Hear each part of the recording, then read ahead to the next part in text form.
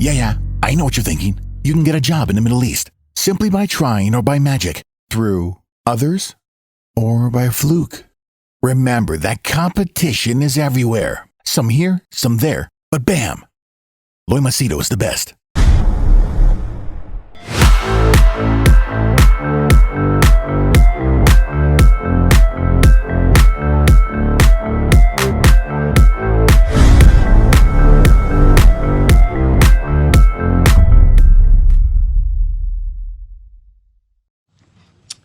Alright, in this video, I'll give you my thoughts about Dubai confirming what I predicted, which I told you.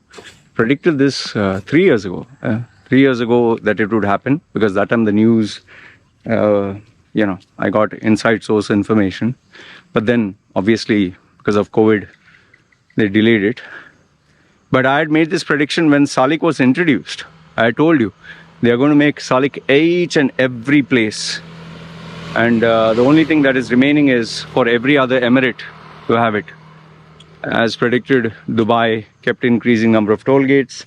Abu Dhabi introduced. Ras Al Khaimah tried, failed, but they would try it once again. So anyway, I'll give you my thoughts about the toll gates. And plus, the second one is the... I don't know whether this is official or not. Loving Dubai has stated that every company has a quota where a particular nationality should not increase by 20% or something. I did not take it that seriously. The reason being is, it should come out as a federal decree. But then again, if you know anything better, do let me know. I have my contacts who run businesses.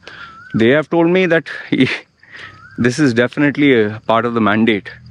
Although it's been uneven because not every businessman is expanding. Okay, so if you know anything better, tell me. So these two, and if anything strikes my head, I'll share it with you. So the first one is Tolley Gate. I told you before itself, once you get the taste of money, you want more. Whether it's an individual, whether it's a group of people, whether it's a company, whether it's a country, if you know that by charging little bit of money you can mix good volume, why not? So like I told you, I've always used this term, you've seen me use it, death by 1,000 cuts, this Chinese this thing. So they'll charge you $1 here, one extra buck there, $1 here, $1. So everywhere where they charge you little, that's how they make money. For example, I told you this maybe nearly 10 years ago. They'll charge you for parking. Then they'll increase the number of places for parking. Then first it'll be $1 for parking for 1 hour. Then it'll become $2 during peak hours. Night will be free. Then they'll say, no, $2 now throughout. Then they'll say $4 during peak hours. Then they'll say, okay, first hour is $2, second hour is $5, third hour is $10. Because they know the longer you stay, the more they'll pay. Then they'll introduce what you pay per month. Okay, we'll give you a discounted rate. Okay, so one is parking. Then after that parking, they'll charge you $1 there. Then they'll charge you, okay, you want to cross this particular place, toll gate. First you pay $1, then you pay $2. Okay, now during peak hours you pay $4. Then they'll say, okay, you travel 4 times, like how when they started, past 4 times, after that will not charge you. So maximum is 16. Then they said, no, night time also now will charge you. Then they said, okay, how many times you go up and down will charge you. So they have realized, it's you charge a little bit of money, sit back, watch, let people get used to it. Then you put another one, you sit back, watch, let people get used to it. So they do it in small incremental steps. And people get used to it. And then they forget about it. But for those who really keep an account of the money that is being spent, or those who have been in UAE, like me, 40 years, when you see the gradual progression every 10 years, the cost of living, you'll be shocked, man. just imagine now, every time you travel, you have to pay a toll. Every place you travel, you have to pay a toll. Shopping malls will also charge you for their parking.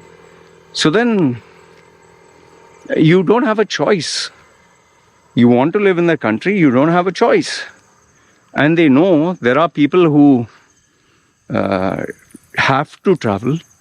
Now see, what will happen is, cost of everything will increase because in small increments. Remember, Kadak Chai, the tea, was 50 fils once upon a time. Today I've heard some places even $4 or $10. In fact, I think cafeterias now charge $1. Before it was 50 fils. Red Bull was $5. Pepsi and Coke were $1 each. I think then it increased to 150. I don't know what is the current price. Red Bull, which was $5, I'm sure must be 6 or 7 or 8 or whatever. So like this, just imagine $2-3 in everything, every day. Man, a sizable chunk goes, man. If you don't believe what I say, keep a book of accounts. Just check. Remember, my days, school fees was $150 dirhams for the whole month, which included bus fees, which was $60. Tell me, $150 can you get per month? This is 11th and 12th standard. Then they increased to $210. I'm pretty sure it's much more than that. And Sharjah to Dubai was $60-70. You think they'll charge you that low now? Man, rent for a studio apartment was $800 a year to $2,000 a year. 2,000 dirhams a year. Let that sink in. Traveling from Dubai to Sharjah to Dubai was $4 sharing, 4 dirhams. Became 7 dirhams. Today I heard it's, if you take a sit in a cab, government cab, $12 by default or $15, and costs up to 85 dirhams to travel from Sharjah all the way to somewhere in Dubai, or maybe $60. All cost of living is increasing. So this will increase cost. You just watch. Rents are already increased, and I told you, rents nearly will become 50% higher. People are laughing at me. People are mocking me. Oh yeah, loser, hater. Now they have shut their mouth. Why? Because increased. When I say it, I'm a hater, but when it happens, tail between your legs. It's only going to increase. It's never going to decrease, unless, of course, something like black swan event like COVID. Okay, so that is one. Now the second one is the fines for this. One is they have put Emirati, mandatory. You have to take. Before it was 50 people. You have to take one for every 50. Then they started making, you need to take 2 or something. Now they made it, you have 29, you have to take 1. And that also not a small position like receptionist or driver. No, management position. Who the fuck wants to take a Emirati guy? That also, their salaries are 10 times more than an Indian for the same work. They will work even half the number of hours. And mind you, I'm not saying all Emiratis, okay? So don't jump the bandwagon. But it's a very simple thing. If you're getting some perks and benefits as a citizen of the country, wouldn't you leverage on it? You'll say, this is my country. So an Indian, you can threaten, Indian, Pakistani, Bangladeshi, you can threaten, I'll kick your ass, I'll terminate you, I'll send you back to your country. You can do that with an Emirati. He'll bloody, if you raise your voice or look at him or tell him come to work on time, he'll take you to the labor and say, he's racist, he's ill-treating me, he's anti-Emirati. In fact, there are so many Emiratis who tell the employer, I want to go and pray. They pray 5 times a day, no? Seriously, I'm not cooking up stories here. And each prayer takes half an hour to wash and this and that and all. And they'll take half an hour to 1 hour. These are facts. I'm not fabricating stories here. That is why why they are so hesitant to take Emiratis. What, you think they hate them? No. But it's very difficult to manage them. They are like divas, man. So that was one headache. See, the best place for Emirati to work is the government. Government will take care of you, give you 4-5 salaries as bonus, give you insurance, give you savings, give you retirement, give you all the perks and benefits. And during Ramadan, you can work half day and you can go home early and you can work on time. So government is the best place for Emiratis. But struggling business, local companies run by expats, you can't manage these guys. There's always a fear. He has like a gun to your head. So now comes the nationality mix, which is a bloody disaster. And I'll tell you why it'll not work. They will do their best to impose it. They will find a lot of people. But I'll tell you why it'll not work. Very simple logic. Okay. What is India's population? 1 billion.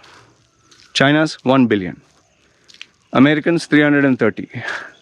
So like that, if you check different countries and different nationalities, okay, you have Chinese and Indian the highest, lowest, and as you move towards, let's say, UK, Australia, it becomes lower and lower.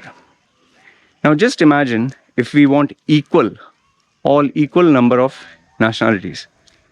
But then you should have an equal representation, right? Equal number. But now if you have, let's say, to make calculation easy, you have 10 Indians, 5 British, 2 Emiratis, and 2 Africans and 1 Emirati. So Indians, you can have a big choice and you can negotiate the salary. But as it becomes narrower and narrower, the choice option, and if it's mandatory for you to have, can you bargain? Let's say, for example, Apple. Apple, there's only one brand. Okay? If you want an iPhone, only Apple sells. If you want an iWatch, only Apple sells. And they can charge a bloody premium for it. Yes, they are giving value, but they are overcharging. Now, if you forget Apple, if you take Android has so many options. You can take a Google, you can take a Samsung, you can take a Oppo, you can take a Realme, and you see, you have so many options, so many choices. And then if you take watches, you can take Huawei, Samsung, Oppo, whichever brands are there. But if you want Apple, you have to there's only one choice. So they charge you a bloody premium. So now when you have nationalities, every nationality should be a mix masala. I mean, where are you going to get? And just imagine a company that has, for example, 100 employees. Where the hell are you going to go and get the right people, man? Getting the right people with the right skill, the right talent, the right experience, and for the right salary. Indians, because the currency value, Indians, Pakistanis, Sri Lankans, okay, because of the currency value and, the excessive labor supply and the quality of education, which is higher in India, people prefer Indians. But now, you think an American is going to work for an Indian salary? Seriously, asking you. You can get an Indian for, let's say, starting salary, $1,000. Example. You think an American standard of living will take $1,000? He'll be like, what the fuck are you talking, man? Indian, you can make him work 8 hours, 10 hours, 12 hours. They'll work. Try saying that to an American, or he'll say, what work-life balance or working remote and this and that. And all the best trying with an Emirati or an Arab. He'll bloody take you to prison. This is total jumblux. See, I understand what Dubai is doing. Dubai wants to encourage all nationalities, not just Indian. Wants to give everyone, they want to promote the brand as this is not only for Indians or this is not only for one nationality. We are a potpourri of 200 nationalities, mix and match. That sounds good on paper. In real life, not possible, boss. I can assure you this much also. They have made this rule for private companies. The government themselves, they don't have that mix. Simple question, my open challenge. How many, you think the government they have, let's say, Emirates Airlines or Dubai government, do they have majority Emiratis, which are 90% or 100%? Or do they have British, American, Indian, Pakistani? No, they don't have the variety. So this double standards, these rules that they have, is only for others, not for them. And another thing, I can also show you this. The local companies that are there, with local owners, they will not have this issue. They will not have this rule. Why? Because they want to encourage Emiratis to be businessmen. And I'll give you a simple logic. This is the vision of the Sheikh Mohammed and Abu Dhabi Sheikh to have more Emirati businessmen. So they are encouraging you by giving you, if you work for the government, they came out with this rule during COVID, I think. If you're working for the government and you choose to take a voluntary retirement after a certain period of time, they will pay you 2 years or 1 year some salary. You don't have to worry about it, to encourage you, but you have to take your retirement package and bye-bye. You think any expat will get 2 years salary? And why they are doing it? To encourage Emiratis, start a business, grow the country, which is a good thing, but you're giving free money, which is a bad thing. See, the intention is good. The vision is good. The way you're promoting the vision is fucked up. Shows you're dumb. And these rules and policies are made by people who don't run a business. It's like a priest telling a married couple how to have a successful marriage. What the fuck these guys in the government know, man? Huh? Jackasses. Instead of asking, and obviously the businessmen, they can't open their mouth because it's not their country. Can you imagine Yusuf Ali or some big businessman, whatever, I don't know, which Indian business house, you think they're going to say, no, don't take Emirati? Why are you afraid, doggy? I'm not doing anything. I'm not doing anything. I'm walking. So you seriously think Yusuf Ali will say, no, it's better to employ more Indians, it's cheaper, economical, or we can't employ Emirati? Whatever the government says, he will wag his tail for them. Why? Because he's a smart guy. Yeah, he has to follow the rules and laws of the country, right? Like they say, no, you can't complain when you're a guest in someone's house. So whatever they give you, be grateful. And that's how he has achieved incredible success. So now with the golden visa, purple visa, special talent visa, special, medical doctors and this and that, special category visa and all this masala visas and business visa, investment visa, retirement visa. They're trying to make it like a global environment. Vision is great, like Saudi, 2030. They'll build NEOM, they'll build, what is that? 7 kilometer, 10 kilometer, whatever. 1 mile long, horizontal city. All sounds good. Only thing which Saudi is doing good is promoting boxing. They are really bringing up very good boxing matches. Now it's Anthony Joshua versus Francis Ngannou and Tyson Fury versus Usyk. Yeah, that you can do. It's entertainment. Like they say in Romans, no? When they had gladiator wars, people forgot the problems because there's this meme that goes around because people are enjoying. So that is different. But when you're talking of creating buildings and you want people to come, people are very afraid of Islamic, hardline Islamic rules and, no homosexuals allowed, no gays allowed, outside marriage not allowed, alcohol not allowed. So many things. Someone can just thump their chest and say, you're speaking against Islam and finish. Like how they close down the lucky draw. They'll bring, our laws as per Islam, as per this, as per that. So people are afraid. And I have made this video before. UAE changes its law. Like someone changes their underwear. Provided you change your underwear every day and provided you wear one. So they change every day. They'll change every day. This tower will touch the sky 1 mile high.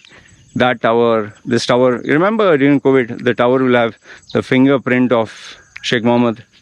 Now, one tower is going to be at Sheikh Zayed Road, the largest horizontal shopping mall I just saw.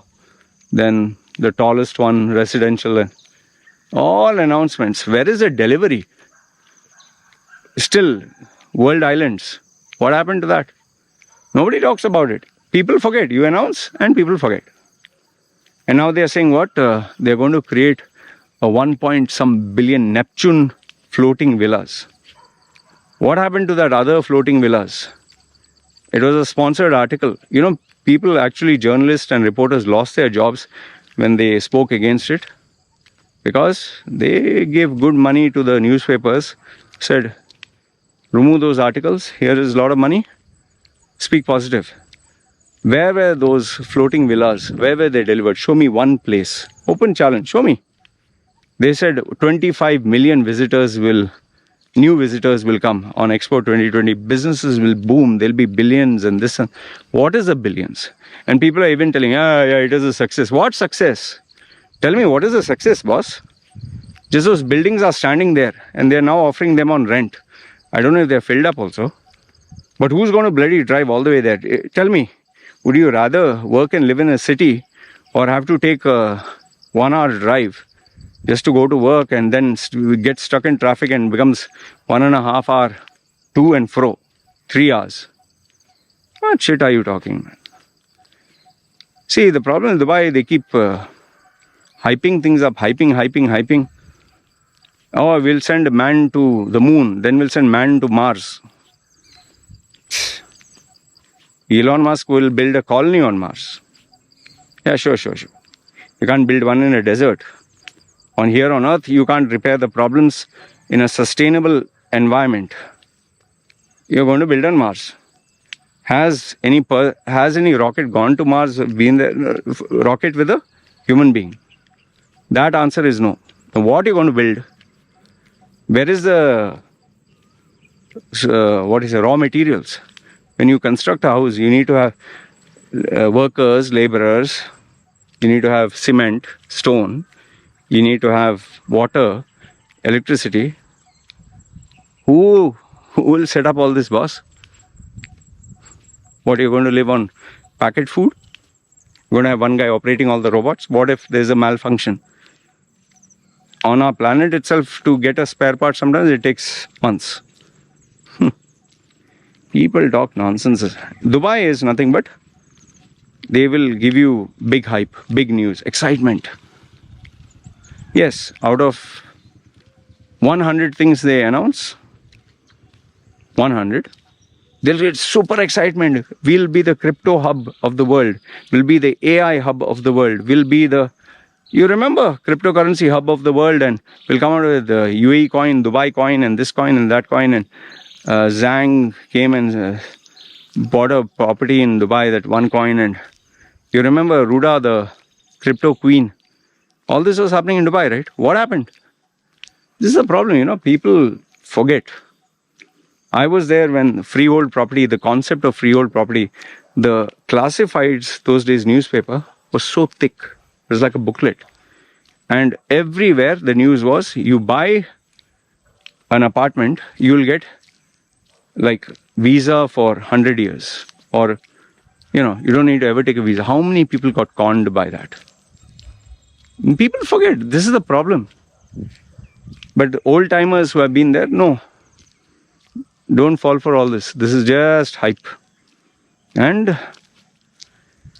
end of the day, people who are hustlers, people who are opportunists, people who are manipulators, people who are hardcore obsessed about money and businessmen, they will make money. Like Gary Vaynerchuk. They created all this fake crypto, fake this, fake that. They had their groups. They shot the coin up in hype. They encashed it and left normal people holding worthless nothing. That's how you become a visionary. Even this Chamat Patilia, whatever, SPAC king, he followed the loopholes of the system and conned people of billions. But he is known as businessman. See, today's world now, if you know the loopholes of the system, you have a strong legal team, You can con people and get away with it by giving them the fine print. That's why when I talk about Dubai, I tell people, see, listen, you live within your means. Don't fall for the hype. Something is too good to be true. It's generally the case. And money, cash in hand is king. The minute you buy something, especially an investment in a country which is not your own, then you are in trouble. Because if you're not a citizen of that country, the laws, the language, the system will not support you. It will always support citizens. Any country for that matter. All right. So that's all I can say. But now you use your common sense. Do you want to fall for it or not? So this is my view of the toll gate. Expenses will increase, cost of living will increase. Traffic, nothing is going to reduce. It's all bullshit. And with regards to that nationality mix and all that, it's only on paper to charge people fines. It's not going to work out at all. They'll simply fine every year. Extra money they'll get. Well, like I told you, they have to figure out creative ways how to make money. I'll give you one final example. I don't know, you'll find this interesting. There was a restaurant near one of the attractions here where there was like a temple. So tourists used to come there to see the temple. So what they used to do is, tourists, they want to use a toilet. So they used to use this restaurant toilet. And the benefit was you could eat there and use a toilet. So then what this guy decided is, okay, people are using the toilet, have to wash clean, and some of them don't even use it properly. So he started charging people $1 or $2 or whatever. Then soon, still people were using it. So then he started charging $5. And then he found out still people are using it. Okay. So now he made $10. Seriously, $10 to use it, which is cheap for a tourist. And what he did is, when he realized, oh, there's still good business coming, he actually built 4-5 toilets. Okay. And now he charges people, men separate, ladies separate, gents separate, because obviously, ladies prefer to use ladies' toilet. And now he has said if you order something, you can use a toilet. So people used to order to get away from it, he said, no, need to make some money. So now he doubled the price of everything, all the items. So that's how business runs, man. And is he doing something wrong? No. He's making his money. He's smart. And now, copying his idea, every outlet there, whether it's a coffee shop, whether it is even they are selling items. They are advertising toilet and the charge. And everyone has a standard charge. Good idea, right? That's how Dubai is. When it sees an opportunity to make money, it will not say no. That's how a businessman should be. That's how a business should be. That's how a business hub in a business-minded country. So you figure out ways how you can make money and save money. And like I told you, it's a game. Who makes more money, you or them? All right. Good, bad, ugly. Let me know your thoughts in the comments below. Guys, take care. It's me signing off.